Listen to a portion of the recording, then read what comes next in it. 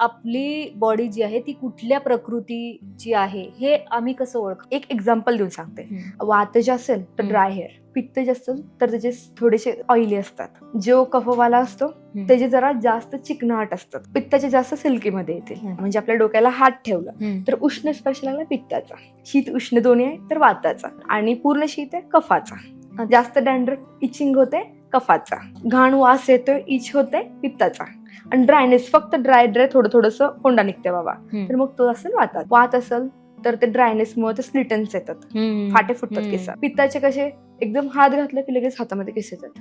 तरी पूर्ण प्रदेशच उष्ण झालंय भूमीच, तर मग ते असेच निघणार ना. आणि कफाचे असतील ते थोडे थोडे हळूहळू केस गाळतात. जर बॉडी वाईज बघायला गेलं तर वाताचे लीन असतात, क्लमझी, चंचल, धसमुसळे. पित्तवाला कसं लिडरशिप क्वालिटी, बोलण्यात स्पीच एकदम निडर, साहसी, तो डॉमिनेट करणार. म्हणजे कफाचा घेतला नको, इकडचं झाडू तिकडं उचलणार नाही, तर म्हणजे पडू दे. प्लस मेन्शन करेल की आयुर्वेदानुसार प्रकृती परीक्षण करून आपण सांगतो की तुम्ही कोणतं प्रोफेशन आहे ते चूज केलं पाहिजे.